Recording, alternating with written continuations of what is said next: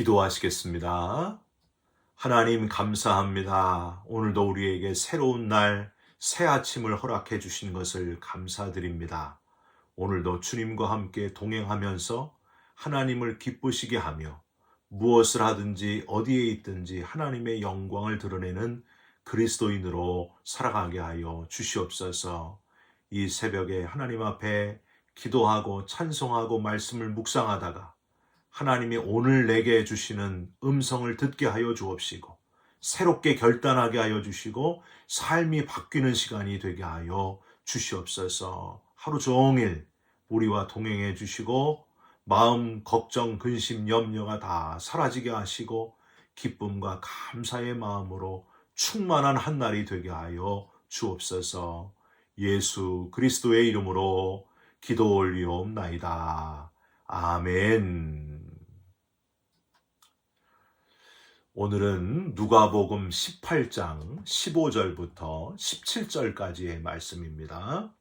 사람들이 예수께서 만져주심을 바라고 자기 어린 아기를 데리고 오매 제자들이 보고 꾸짖거늘 예수께서 그 어린 아이들을 불러 가까이 하시고 이르시되 어린 아이들이 내게 오는 것을 용납하고 금하지 말라. 하나님의 나라가 이런 자의 것이니라.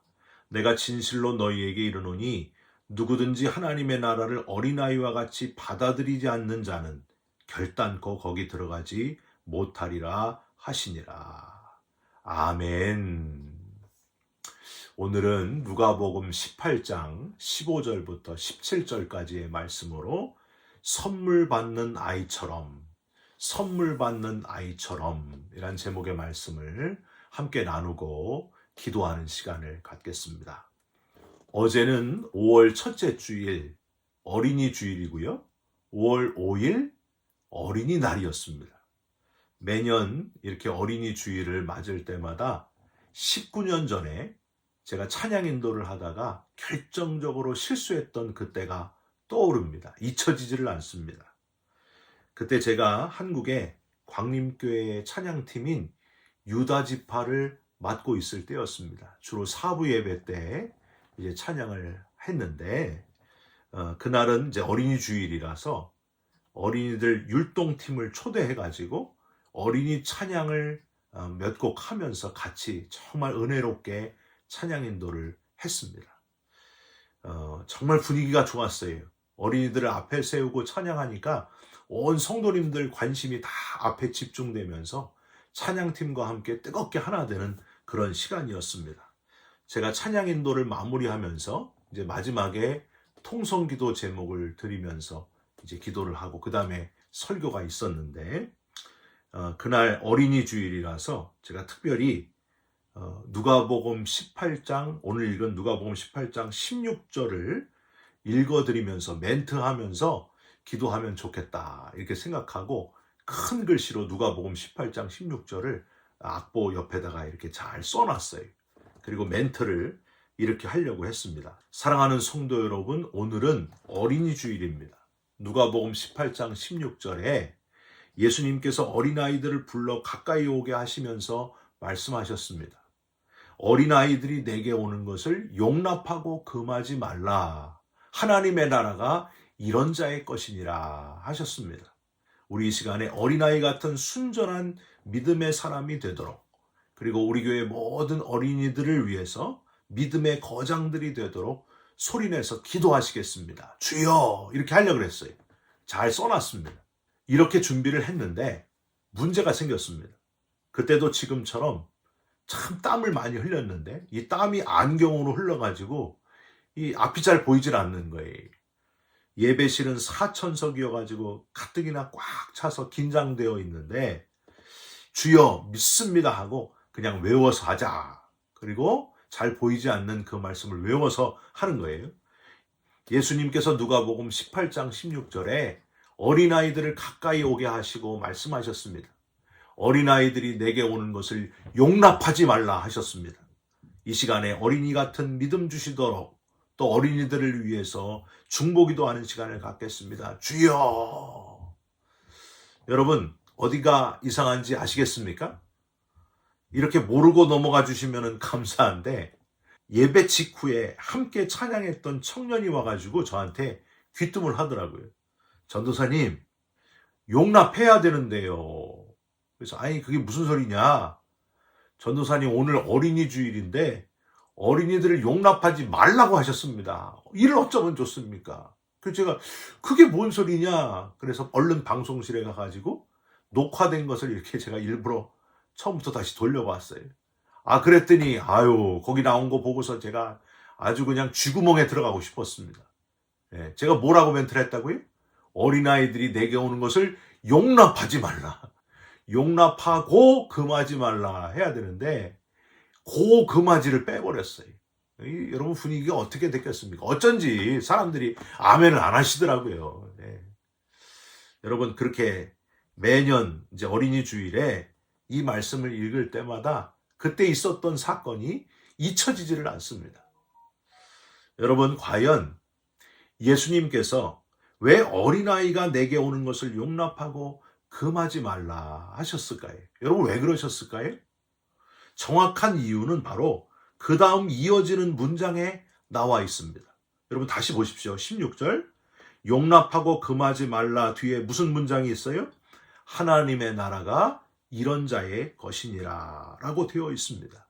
중요한 것은 하나님의 나라인데 하나님의 나라를 잘 설명하기 위해서 어린아이를 예로 들어 설명하셨다는 거예요. 여러분 어제가 어린이날이고 어린이 주일이지만 우리는 어린아이를 예로 들면서 주님께서 강조하신 하나님의 나라 거기에 관심을 가져야 된다고 하는 건 여러분 기억하시기를 바랍니다.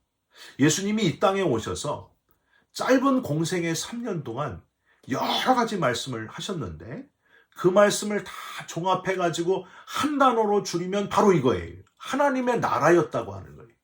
예수님이 그토록 우리들에게 전하고 싶으셨던 하나님의 나라, 어린아이를 예로 들어서 어린아이 같이 되지 않으면 이 하나님 나라, 너희들이 꼭 가야 될 하나님 나라에 들어갈 수 없다 하셨다고 하는 거예요.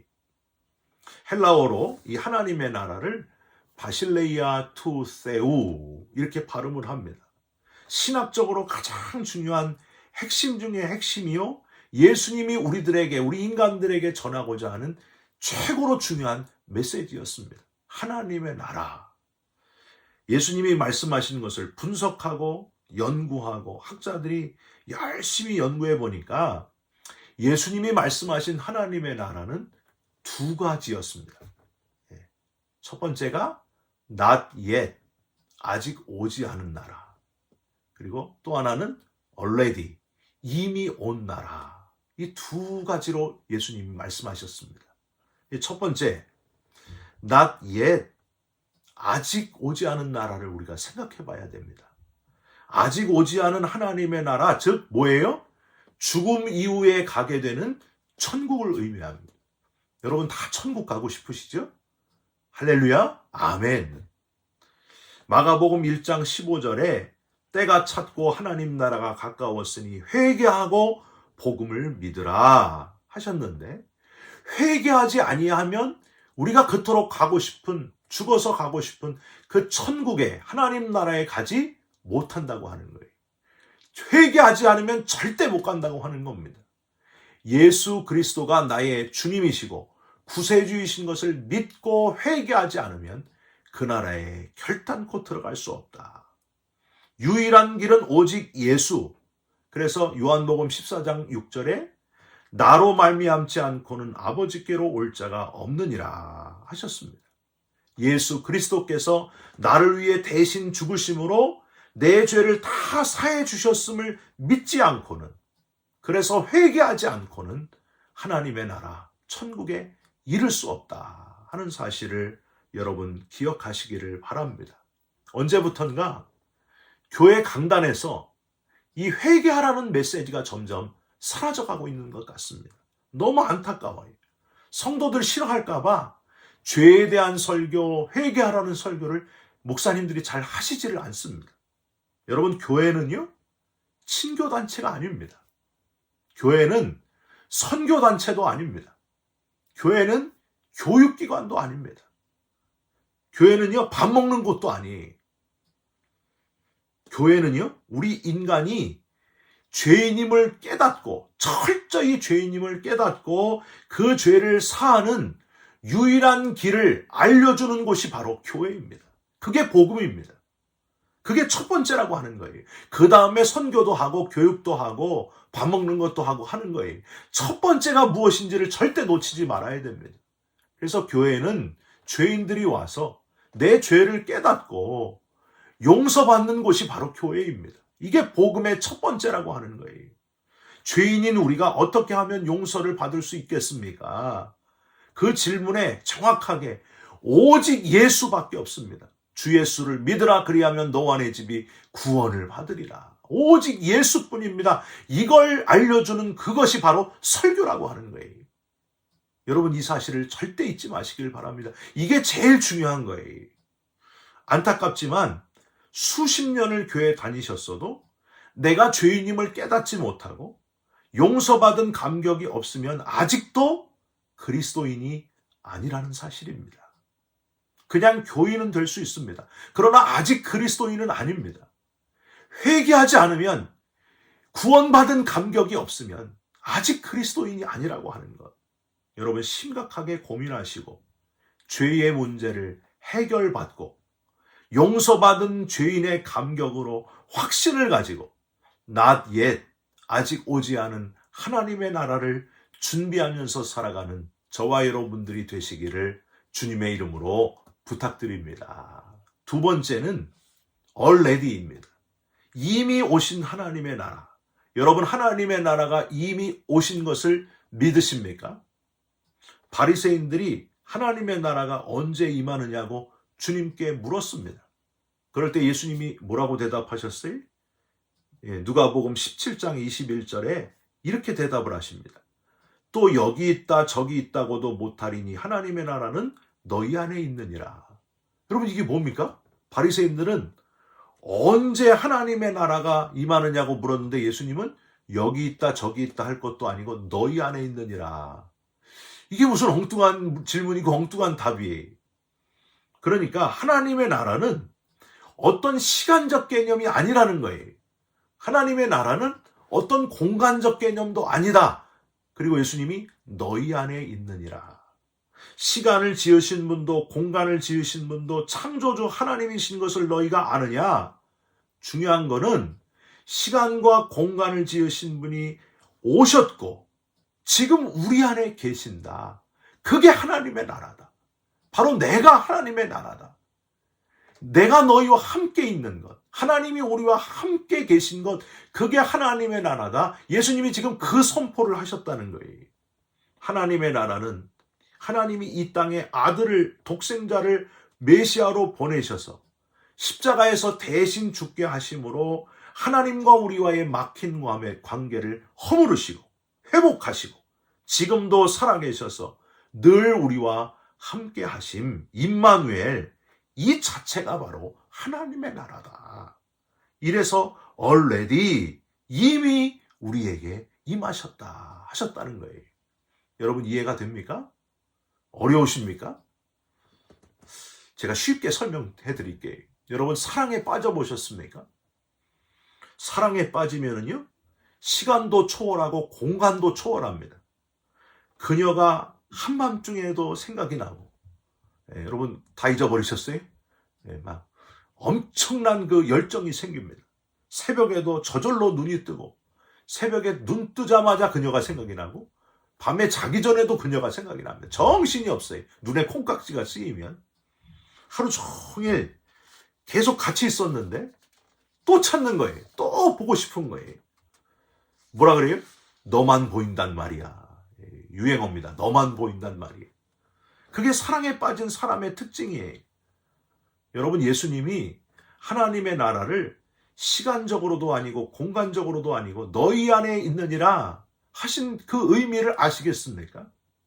하나님이 우리를 너무나 사랑하셔서 하나밖에 없는 아들을 인간의 몸으로 보내셔서 우리와 함께 있게 하시고, 하나님이 내 안에 계시고 내가 하나님 안에 있어 하나님과 깊이 사랑에 빠진 상태, 그게 하나님의 나라라는 거예요.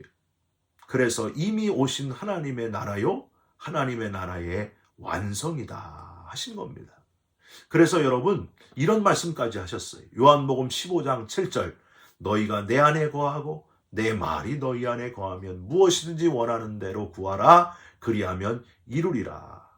사랑하는 성도 여러분, 이 하나님의 엄청난 사랑, 우리와 함께 계시는 이미 오신 하나님의 나라, 그 하나님의 나라 때문에 기뻐하고 감사하고 영원한 기쁨과 감사를 누리시기를 주님의 이름으로 부탁드립니다. 저와 여러분이 하나님과 이런 관계임을 기억하시고 그 관계를 회복하시고 already 이미 임하신 하나님의 나라를 이루시기를 주님의 이름으로 부탁드립니다. 그래서 아직 오지 않은 하나님의 나라를 품고 준비하면서 기다리시고 이미 오신 하나님의 나라로 인하여 기뻐하고 감사하면서 할렐루야로 찬송하면서 감격 속에 살아가는 사람, 그게 바로 하나님의 나라를 이루는 사람이라고 하는 거예요. 여러분, 이렇게 아직 오지 않았고 이미 온 하나님의 나라를 아주 잘 받아들이는 이들이 있습니다. 그게 누굴까요? 그게 어린아이들이라고 하는 거예요. 17절을 다시 보세요. 내가 진실로 너희에게 이르노니, 이 표현은요 가장 중요한 거니까 집중해서 귀 기울여 들어라 하실 때 자주 쓰신 예수님의 표현이에요. 내가 진실로 너희에게 이르노니, 누구든지 하나님의 나라를 어린아이와 같이 받아들이지 않는 자는, 여러분 여기서 받아들이지, 이게 헬라어로 덱세타이라고 하는 단어입니다. 덱세타이. 이 덱세타이라는 단어는 뭐냐 하면요, 어린아이들에게 선물을 주면은 너무 마치 세상을 다 가진 것처럼 너무 기뻐하고 즐거워하고 아주 제일 즐거워하고 기뻐하는 그 상태, 그게 덱세타이예요. 덱세타이. 그래서 안 하던 뽀뽀까지 해주는 그 상태. 그러니까 하나님 나라는 이미 왔고 또 오고 있는데 너희들이 마치 선물 받는 어린아이들처럼 가장 귀한 것을 얻는 그 기쁨으로 세상을 다 가진 것처럼 기뻐해야 되지 않겠느냐. 영원한 천국이 지금 너희를 위해서 예비되어 있다. 부활의 나라가 지금 너희를 위해서 예비되어 있다. 모든 것을, 세상을 다 가진 어린아이처럼, 선물 받는 어린아이처럼 기뻐하는 것이 당연하지 않겠느냐. 여러분, 주님의 마음을 느끼시겠습니까? 분석하거나 머리로 계산하려고 하지 말고, 내가 너희를 너무나 사랑해서 하나밖에 없는 독생자를 보내어 십자가에서 죽게 할 정도로 그렇게 큰 사랑을 주었는데 너희는 그 사랑을 받아들이느냐? 어린아이처럼 받아들이느냐? 17절 맨 끝에, 이렇게 하지 않으면, 이렇게 못하면 결단코 거기 들어가지 못하리라. 아주 강한 부정의 표현이에요. 어린아이와 같이 받아들이지 않는 자는 결단코 하나님 나라 영원한 천국에 들어가지 못하리라. 순전한 감격과 감동이 없이는 무슨 수를 써서라도 하나님 나라에 들어갈 수는 없다 하신 표현입니다. 사랑하는 성도 여러분, 예수님이 말씀하신 하나님의 나라, 어린아이들 같이 가장 귀한 것으로 믿고 받아들이는 그 마음, 그 마음으로 어린아이 같이 주님 앞에 서시기를 주님의 이름으로 축원드립니다. 순전한 믿음 되시기를 예수님의 이름으로 축원드립니다. 기도하겠습니다. 하나님, 어린아이들을 예로 드시면서 어린아이같이 덱세타이, 어린아이같이 받아들이지 않으면 결단코 하나님 나라에 갈 수 없다고 말씀하셨습니다. 우리의 딱딱해진 마음을 이제는 깨트려 주옵소서. 너무나 굳고 얼어붙은 마음을 녹여주시고 부드러운 마음이 되게 하여 주시옵소서.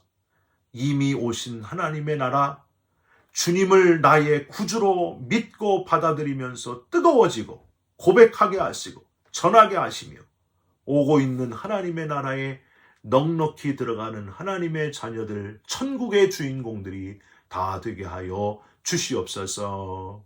예수 그리스도의 이름으로 기도 올리옵나이다. 아멘. 하늘에 계신 우리 아버지여, 이름이 거룩히 여김을 받으시오며 나라가 임하옵시며 뜻이 하늘에서 이룬 것 같이 땅에서도 이루어지이다. 오늘날 우리에게 일용할 양식을 주옵시고 우리가 우리에게 죄진 자를 사하여 준 것 같이 우리 죄를 사하여 주옵시고 우리를 시험에 들게 하지 마옵시고 다만 악에서 구하옵소서. 나라와 권세와 영광이 아버지께 영원히 있사옵나이다. 아멘. 사랑하는 성도 여러분, 어린아이같이 순전한 마음으로 받아들이는 순전한 믿음의 사람 되시기를 주님의 이름으로 부탁드립니다. 여러분 사랑합니다. 축복합니다. 감사합니다.